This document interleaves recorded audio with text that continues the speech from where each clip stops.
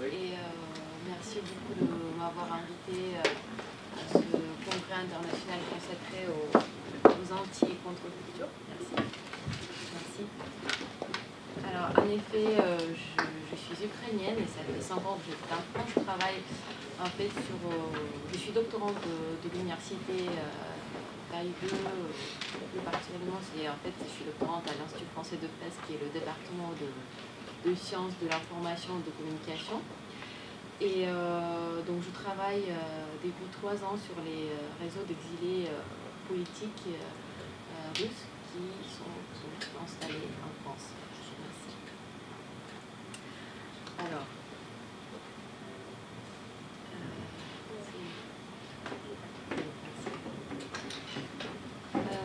d'après le rapport annuel d'activité de l'Office français de protection des réfugiés et apatrides, la Russie est devenue en 2012 le premier pays de provenance des demandeurs d'asile politique avec plus de 12% du total, devant, ce qui fait que c'est un pays qui va devant la Serbie, la Turquie, le Sri Lanka, la République démocratique du Congo, l'Arménie et la Chine.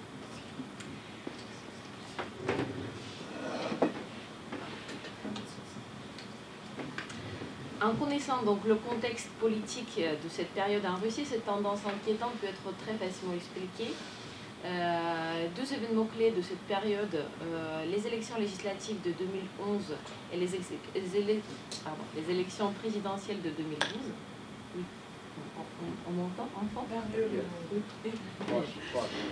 De 2012 change donc sérieusement le paradigme de relation entre le pouvoir et l'opposition à cette époque et transforme la Russie en pays de dictature. Le 4 décembre 2011, la Russie a connu les nouvelles élections législatives. Ces élections où la Russie a uni donc, le parti de Vladimir Poutine a de nouveau conservé donc, la majorité constitutionnelle à la Douma, qui est la chambre basse du Parlement de Russie. On soulignait la montée importante de la contestation au sein du peuple russe et de plus en plus critique du système en fait, par rapport au système politique mis en place en Russie. En mars 2012, Vladimir Poutine a été réélu une 3e fois à la présidence de la Fédération russe et a nommé Dmitry Medvedev, l'ex-président russe, le premier ministre.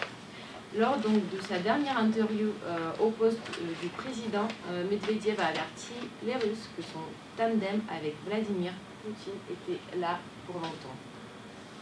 Depuis donc le décembre 2011 et pendant les quelques mois suivants, plus de centaines de milliers de Russes manifestent donc dans les rues de Moscou, de Saint-Pétersbourg et dans les autres villes du pays contre les multiples témoignages de fraude lors des élections, surtout contre ce tour de passe-passe des postes.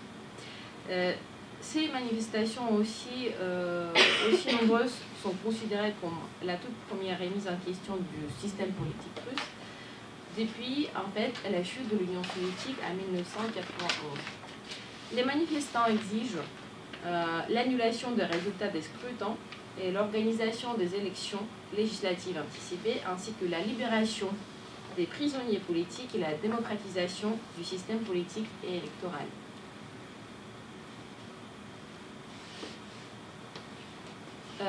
Le 6 mai 2012, en fait, jour du retour de Vladimir Poutine à la présidence de la Russie, des débordements encore plus violents éclatent sur la place de Bolotnaya à Moscou. Mais les revendications du peuple et de l'opposition sont loin d'être entendues, et bien au contraire. Le comité d'enquête fédéral russe ouvre plusieurs enquêtes contre des militants et des opposants.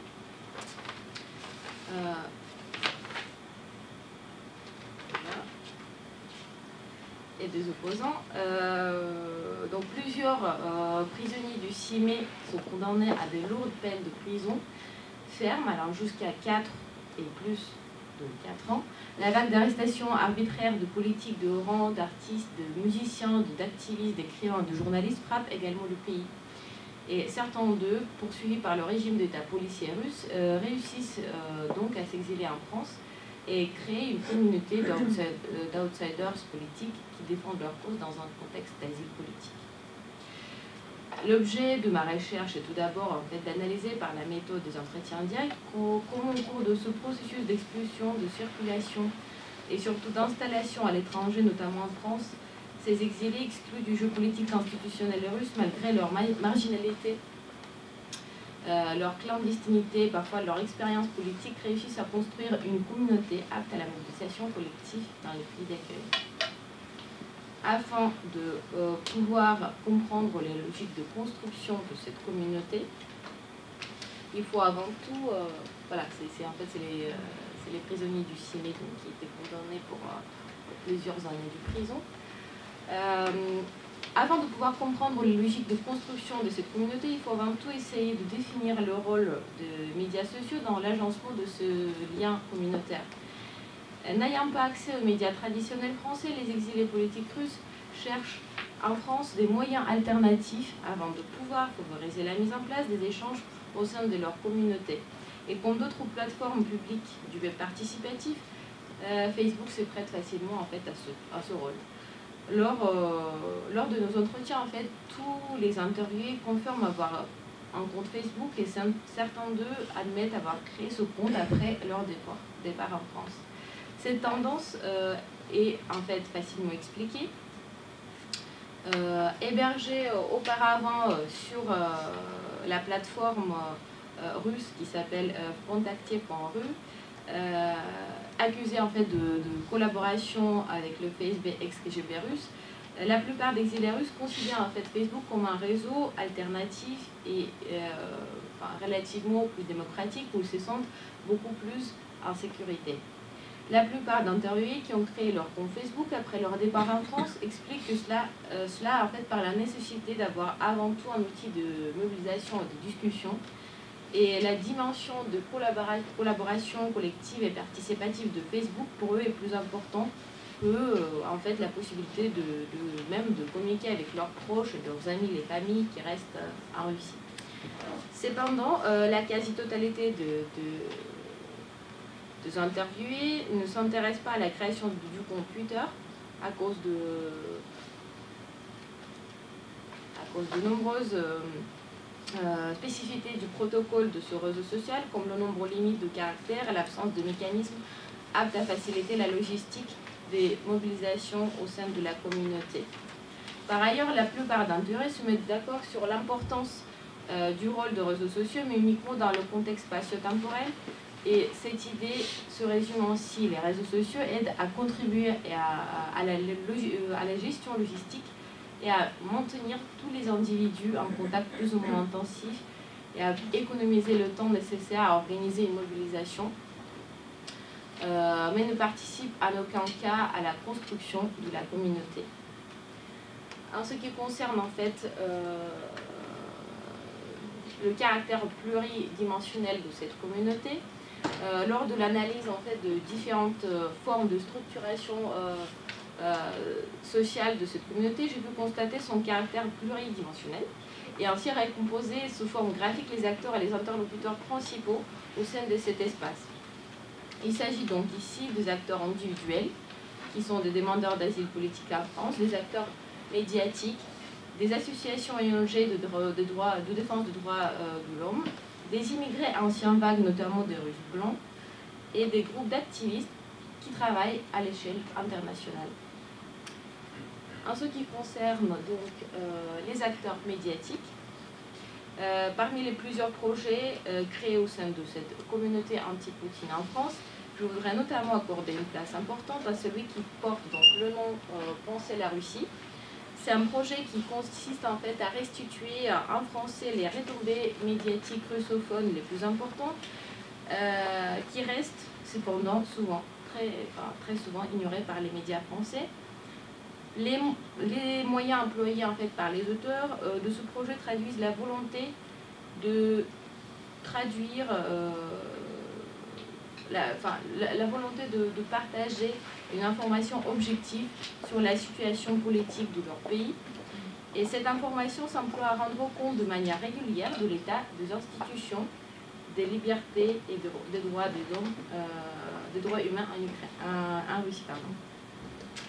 Il s'agit donc dans cette catégorie d'acteurs médiatiques de l'édition des Ushikushi. C'est une maison en fait, d'édition associative française de bandes dessinées et d'impression artisanale qui collabore près de 10 ans avec les auteurs et les graphistes russes et publie en fait, leurs travaux dans les séries de revues qui s'appellent DMPP. Les sujets donc, sont très très nombreux. Il s'agit des manifestations de l'opposition en Russie, ensuite des procès à l'encontre des militants et des artistes russes, la situation sociale des travailleurs immigrés et des femmes en Russie, ainsi que parmi les auteurs de cette édition figure donc Victoria Lomasko, qui est artiste et militante féministe de gauche, et Anton Nikolaev, qui est un des membres fondateurs du groupe des anarchistes Voïna. Donc voilà, parmi les sujets traités encore une fois. Ensuite, dans la catégorie des associations et des ONG de défense des droits de l'homme, je voudrais surtout parler de deux associations. Première s'appelle donc Russie Liberté. C'est une association de citoyens engagés, indépendants de tout parti politique, qui a pour principal objectif c'est le soutien au développement d'une démocratie en Russie. Et donc Russie Asile, qui est une association fraîchement créée qui accompagne en fait les requérants d'asile politiques russes dans leur démarche auprès des instances françaises. Et elle est en fait présente à toutes les étapes clés de cette procédure vachement compliquée. Alors, quand je parle donc des immigrés d'anciennes vagues et de Russes blancs, parmi ces blancs, beaucoup de survivants des armées blanches, des monarchistes, restés fidèles au tsar Nicolas II, qui donc partit de la Russie en 1917.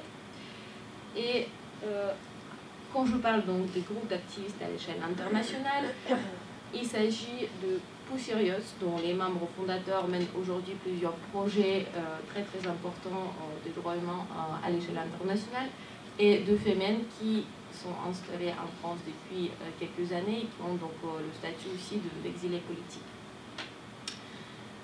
Et donc la catégorie des acteurs individuels, ce sont les exilés des élites artistiques, politiques et économiques, poursuivis en fait par le régime de Vladimir Poutine, surtout après donc, les élections de 2012.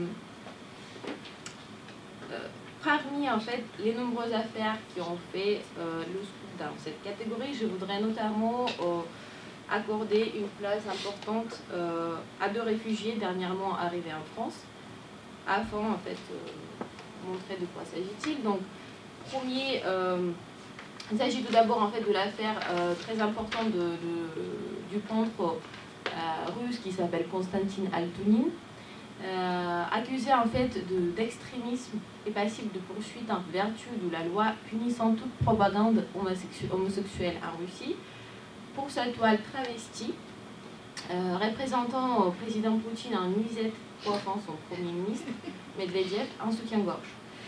Le musée privé en fait, du pouvoir de Saint-Pétersbourg, où elle était exposée, a été fermé par la police une semaine avant l'ouverture de ce mai de G20 en 2013, et je ne pense pas qu'un jour va réouvrir ses portes. Apprenant en fait que les forces de police l'attendaient à son domicile, Konstantin Altunin a été obligé de quitter précipitamment son pays et rejoindre la France en laissant sa famille en Russie. Ce tableau donc, a été peint en 2011 lorsque les deux têtes de l'exécutif russe avaient décidé d'échanger leur poste afin de se perpétuer au pouvoir. Deuxième donc, exemple parmi plusieurs, c'est en fait Sergueï Gouriev, qui se trouve en asile politique depuis 4 ans en France. C'est l'ancien recteur en fait, de la nouvelle école d'économie, considéré comme l'un des plus brillants économistes russes.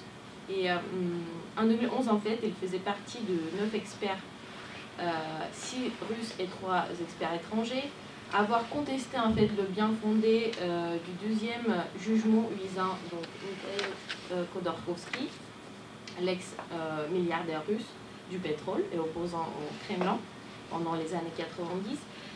Ce dernier, donc, il a été condamné à 10 ans de prison pour le vol de brut. Et il s'agit ici de l'expertise contradictoire auquel Gouriev a participé, qui a eu lieu sous le patronage du Conseil des droits de l'homme auprès du Kremlin. Placé en fait sous la responsabilité de l'ancien président russe Medvedev. Gouriev en fait s'est vu reprocher d'avoir pris la défense de Khodorkovsky et la menace a été clairement apparue après que son bureau a été perquisitionné et sa femme a fait l'objet de surveillance rapprochée. Monsieur Gouriev donc a dû démissionner de son poste et partir très rapidement en France, en précipitation, où donc son épouse en fait enseigne depuis 4 ans à l'économie de l'école des hautes études en sciences sociales. Aujourd'hui, Gouriev est professeur à Sciences Po Paris. Quels donc sont les liens communautaires qui sont au fond de la construction de cette communauté que j'ai appelée la communauté d'esprit? Donc il s'agit tout d'abord du malheur commun, du statut d'exilé, statut d'immigré, il s'agit aussi de l'impossibilité du retour dans le pays de naissance par les raisons politiques. Il s'agit de la stigmatisation, de l'accusation d'extrémisme, d'incitation parfois à la haine religieuse et souvent de la souffrance, de l'agression homophobe. Il s'agit aussi de la volonté commune de défendre la cause des immigrés, des exilés politiques, les droits des prisonniers politiques en Russie. Et juste très rapidement, en fait, quel est donc l'élément déclencheur qui a provoqué, en fait, qui s'est renforcé progressivement, en fait, ces liens communautaires, c'est l'arrestation, en fait, de Pussyriots en 2011. 5 mois en fait, après les élections présidentielles, 3 activistes du groupe Pussyriots sont condamnés chacune à 2 ans de camp par un tribunal de Moscou pour vandalisme, incitation à la haine religieuse et l'incitation à la haine religieuse. Et les élections législatives russes de décembre 2011 ainsi que l'arrestation de Pussyriots quelques mois après peuvent être considérées comme la genèse de toute première mobilisation des immigrés russes anti-Poutine en France. Quand je parle donc du pouvoir centralisateur, il s'agit en fait, une exploration approfondie des configurations interpersonnelles au sein de cette communauté lors des entretiens que j'ai menés avec les membres, met en évidence en fait le rôle important organisationnel qui joue donc l'association dont je viens de vous parler, qui s'appelle Russie la Liberté. Cette association devient un véritable pouvoir centralisateur depuis 2011-2012 et ses membres entretiennent les relations très fortes et très affectives d'ailleurs avec tous les acteurs du réseau et aspirent les acteurs de cette communauté à construire un espace avec une dimension transnationale.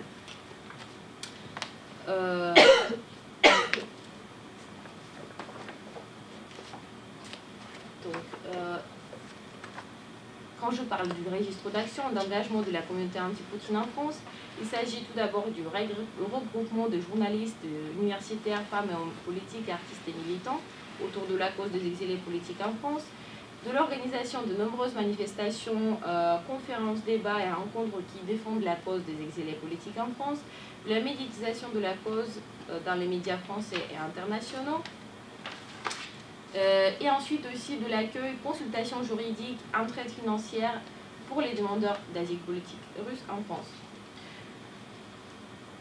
Alors, juste très rapidement, quelques exemples d'actions à l'échelle internationale. Il s'agit donc de la médiatisation de la cause d'exilés politiques dans les réseaux transnationaux de défense des droits de l'homme et de l'environnement, comme Amnesty International, Mouvement mondial des droits de l'homme, Ligue des droits de l'homme, ONG de lutte contre la torture et la peine de mort, etc. Ensuite, il s'agit de l'appel à des groupes d'intérêts étrangers afin d'internationaliser la lutte de ces exilés. et de la très forte collaboration avec également l'opposition et les activistes, les militants et les blogueurs qui continuent de vivre en France. Il s'agit entre autres, par exemple, de Wena, qui est le groupe d'anarchistes russes d'art politique, dont certains membres sont incarcérés aujourd'hui aussi en Russie et certains parmi eux résident en France. Il s'agit donc de blogueurs militants qui font partie de la soi-disant génération de la révolution numérique russe, qui donc a été née lors de des protestations contre les élections de 2011 et 2012, dont la figure de proue est Alexei Navalny, qui est avocat et activiste russe, qui est donc très connu pour son combat contre la corruption et les falsifications électorales. Donc, tous ces éléments offrent une sorte de perspective très intéressante pour étudier davantage les réseaux transnationaux nés de liens interpersonnels au sein de cet espace de résistance à nazie. Voilà, merci beaucoup.